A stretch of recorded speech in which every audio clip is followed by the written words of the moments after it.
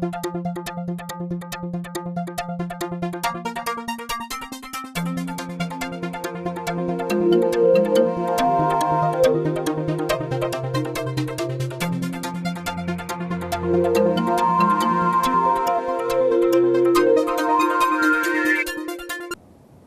like to welcome all our viewers to Ignite the Spark.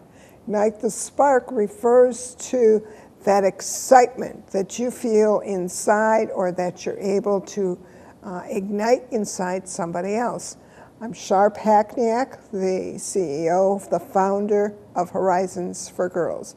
It's a mentoring program that runs throughout Sheboygan County, and we work with middle school and high school students, helping them with maybe they're struggling academics, maybe they're trying to look at what job opportunities they might have. Pretty wide range of different things that we do with the girls. Most often, probably the common thread through almost all the girls is school attendance and trying to help them understand the importance of that school attendance. So we enjoy what we do. We're in our fourth school year now that we're working with the girls, and we certainly have a lot of fun with them. But when we're working with them, we feel we are successful with a student when we're able to ignite that spark inside the girls. You're talking to a student and you're getting that blank stare. And they're kind of looking at you like, yeah, sure, whatever. Are you going to shut up pretty soon? And I love to be able to grab their attention and really motivate them to work on some of those goals that they set. Today's guest, I'm very happy to introduce. Sandy and I have been, a history going back a ways. Years, decades. Yeah, but I was very young then. So was I. But Sandy, I'm going to let you introduce yourself. Oh, thanks, Shar. I'm Sandy Lesky. I'm the Director of Community Development and Marketing for United Way of Sheboygan County.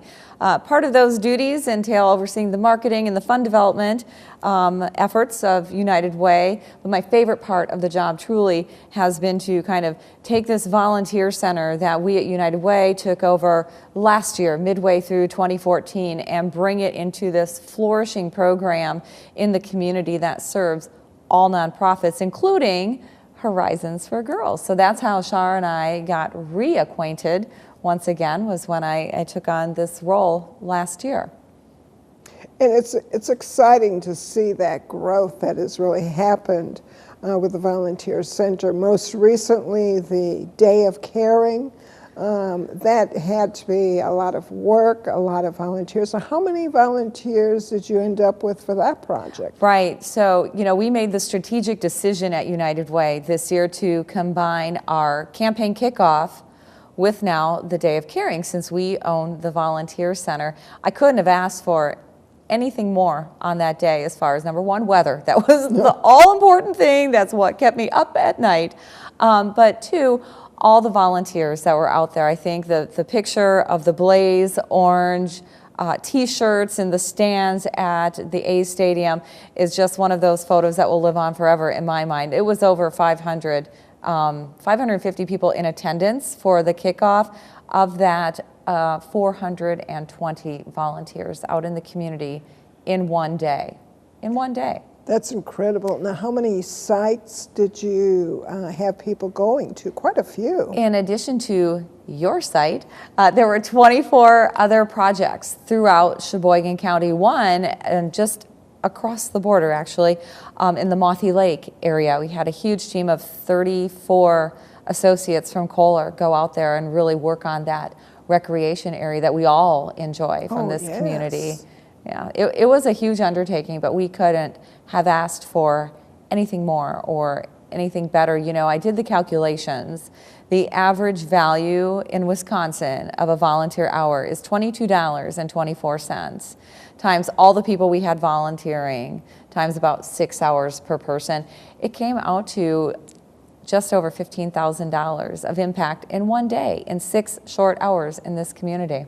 It was incredible. I mean, just the work that they were able to do for us. They You had a team from Sartori, correct? Yes, yes. And we've got this closet that we share with the church where our classroom is. And very old 70s accordion door. I saw that. And that definitely a challenge. So my vision was that there would be sliding doors with some shelves inside to really enhance and complement and make available access to what we store in that closet. Sure. And they were able to do it. And it was funny working with Charlie and her team. Sure. It was funny talking to them, and they were saying, well, we've never done this before, but we certainly are going to give it our best. And they did an awesome job. I know they were a little bit hesitant when I pitched your project to them, actually. She said, I'm not sure we're capable. And you had said, nope, it's going to be simple. We've got all the tools. And I let her know, and they just went with it. And I'm so happy they did such a great job. And I received great feedback from them about working with you and Horizons for Girls that day as well. It was great. Now, what I really want to spend some time talking to you about, and I know it's a challenge for you very often, is, in my mind, I call it the long-term volunteer. There's a void. Definitely. One of the big needs that Horizons always has is that we've got mentors that are working with the students. And I explain to somebody when they think that's something they want to do, but they only want to do it for a class semester. Right. And I explain that there is substantial training that they're going to go through. And the students that they work with are going to become attached to them. Right. And that's extremely difficult if they're only there for 6, maybe 8 weeks. That student starts to finally connect with them, and then all of a sudden that person is gone already. Right. So I really, really strive to find volunteers that are there for the long term. Right. And that's a challenge. One of my, a couple of my star volunteers, one of the young ladies, Sarah, is a massage therapist. And she's able to fit in between seeing her clients, spending time with students. So she sees that as a long-term commitment. Right. She's actually one of our certified mentors. Another one of our mentors, Liz, is going to UW-Milwaukee. I'm not sure how she does it. She's working on a master's. She's a mother with 2 preteens in a house, and traveling to Milwaukee. And she's one of our certified mentors. And she and I just talked yesterday, and she's actually going to be mentoring one of our students in Random Lake. Wow. She's going to stop in Random Lake on her way back to Sheboygan from Milwaukee. So, again, that long-term volunteer becomes so incredible. And I know you struggle, certainly a lot of the organizations are looking for those kind of volunteers. Well, kudos to your volunteer that is going to UW-Milwaukee. I'm going to be stopping in Random Lake. You talk about igniting the spark, right? You can ignite the spark in terms of volunteerism as well. And one of the things I decided very early on when we took over the Volunteer Center was that we have to have an opportunity to advocate for volunteerism in this community. And we do it in a variety of ways. We're very fortunate to have great relationships with local radio stations that allow us the opportunity weekly to talk about a specific organization and their volunteer opportunities and how that helps, how volunteers help an organization achieve their mission. I think that sometimes connecting those dots as to why is the work that I'm doing as a volunteer that valuable? And when you put it in the context of, but here's what you're allowing us to do. In your case, your mission is obviously ignite the spark in youth so that they can go on and have a very productive life. I know not verbatim what your mission is, but similar to that. And when a volunteer can look at it and say, wow, I can have a direct impact on the quality of somebody's life, whether it be a young lady, a young man, an elderly person, or just somebody in need, no matter what age, you really start to hone in on, I can make a difference. I think that term is used so much, make a difference, help make the change. But there's not many other ways to phrase it appropriately than to just flat out say, one person can change somebody's life. And when you start to look at it like that, maybe I can get involved.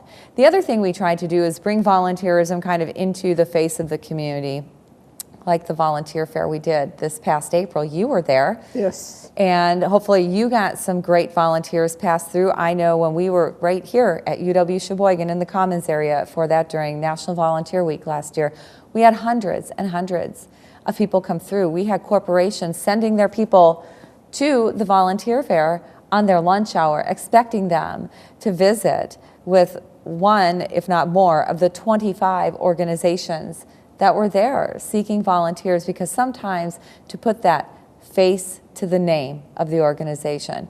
Example, 2 weeks ago, Acuity, was it 2 weeks, maybe a month ago, as part of their United Way campaign, Acuity wanted to do a volunteer fair for our partner agencies, meaning the agencies at United Way that we fund their programs, right?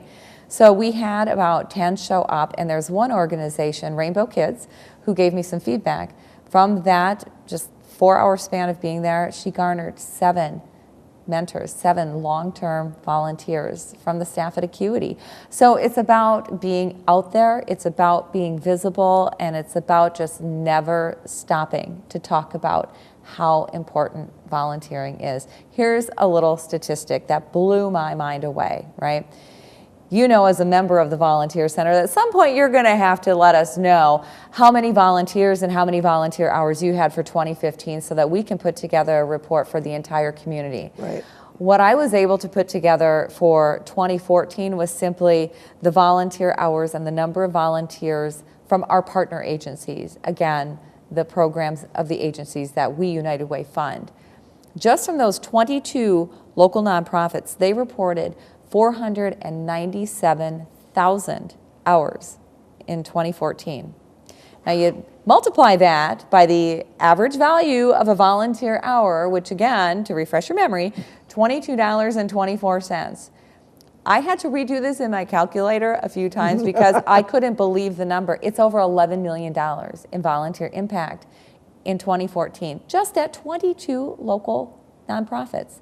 It's incredible. That doesn't even take into account all the wonderful volunteers that you have and the other organizations that are not partner agencies. So next year, hopefully, 2015 will look so much different because we'll be able to gather all the data from all of our member agencies, which is about 60 right now, and expected to grow because we're eliminating the fee for membership for 2016. Right. So you don't have to pay that $75 in 2016. Yeah, you're welcome. I like that. No, we just want to remove the barriers to being a part of the Volunteer Center. Volunteers add so much to organizations, and I've been in the nonprofit world for 16 years.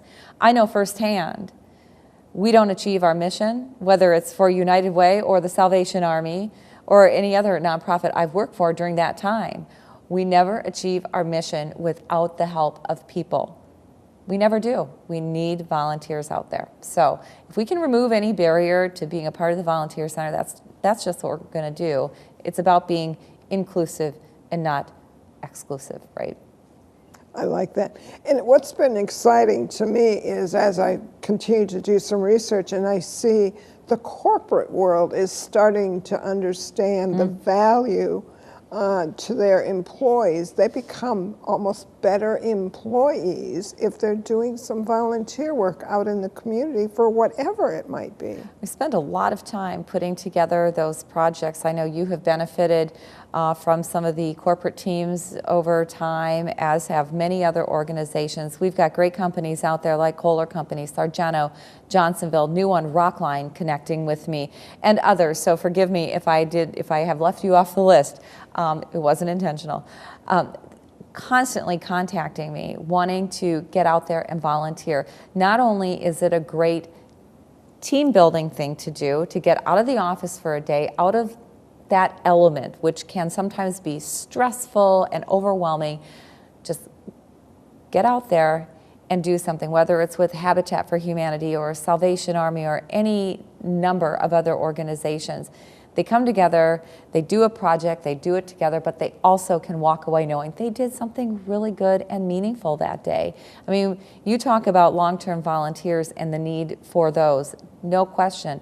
But think about all the projects that could never get done because of the very limited resources, both financial and human, at any nonprofit. We still need those project-based volunteers. So I've done some research, and the millennials, the mysterious millennials, right? They almost have an expectation that their employer allow them a certain number of hours annually to go out during work hours and give back. And it just depends on the organization what that EVP looks like. EVP, Employee Volunteer Program. And we do help set them up. And we are creating some new EVPs in larger companies in this community that are really just kind of pilot programs right now. But the amount of impact that that is going to have over time is going to be profound as well. And it's been interesting. As you were talking, I was thinking right now I actually do have 3 mentors that are long-term volunteers for me and are being released twice a month to mentor. They are able to leave work for that couple of hours because I need mentors with me when school lets out at 3 o'clock. And so companies are starting to say, yeah, I can let you off because that's really a good cause that you're working for. And it's almost a way of rewarding the employee. Absolutely. Plus, most of them are even paying that employee while they are volunteering for me. There's something that happens inside an individual when they know they're doing something good. Something very positive happens inside, right? Yes. So if you're a happy individual outside of work, with your family, with your personal life, you're a happy individual at work as well. And oftentimes, those volunteers that are allowed to go away from the workplace to volunteer are more productive employees in the workplace because A, they feel good about themselves, but B, they feel really good about their employer. And they appreciate from that opportunity that the employer allows them. And they just have more affection for their bosses and their ownership, and they want to do good work for them. So it's just a win, win, win, win. And many times what I get back is when the group volunteers go out, that's the opportunity for the nonprofit then to educate that group of volunteers about their organization, right? Right. And from that, you can gain long-term volunteers as well. So that is also a win-win. And that's always the hope when we place large groups, small groups at any local nonprofit, that we want the nonprofit to harness that opportunity to tell those volunteers what their mission is, why it's important in the community, and who do they serve. And hopefully engage those volunteers so much that the volunteer kind of feels a connection and wants to give back in a more long-term, more meaningful way than just that one-time experience. Right. Well, we certainly did that with the folks that were with us over pizza. I certainly give me a group of people I can talk a program, and I certainly am going to be doing that. The other thing I was going to quickly, as we're talking about volunteers, I think about the students. And what we do is once a week we actually do volunteer work of some sort, some community service project. One of the most fun, exciting things that we do now is with the sleeping little monster under the table. Previously here. Barking little monster. Faith is adorable. We take her out to nursing homes, and it's fun to do that because when we do that, the students are able to get outside themselves. Correct. They stop thinking about all of the drama, all of the issues that they're dealing with, and they start to look at the broader world. And they love to do that, and it's fun to do that when they're able to do that multi-generational conversation. It's incredible. You know, I just finished sending out actually 2 letters. I did one for fundraising, of course, always doing that. Can never not do that, right? Of course. Excuse me. But then also did went to churches, and I was talking about volunteering. And, excuse me, two of my students, I asked them, if you were going to talk to somebody and you were going to tell them why you think it's a good idea to consider mentoring and being a volunteer, one of the students said, well, if they pay it forward and they help me, I'm going to be able to become one of those people that can pay it forward and help others. And I thought, wow, what a powerful message to say, okay, by doing and spending that time with a student, you're going to be able to let them know what opportunities are out there, and then they in turn are going to also do that. And to me, that was really, really It's very powerful. You know, the youth they're going to be our healthcare providers, they're going to be our politicians, they are going to be our government officials, they are going to be our bankers and nurses and restaurant owners. They're going to be all of those things, and it's very, very important to introduce into the lives of our young community members the idea of volunteering. We felt so passionate about it, actually, that we just started, we call it the RUVP program. It's a pilot program. It's only at North High School, but we launched it in September. RUVP stands for Raiders United Volunteer Program. So twice a month, United Way goes into North High School. We have a dedicated classroom, and it's drop-in, where students can drop in and learn about volunteer opportunities in the community, how they can get involved individually or as teams or as groups. And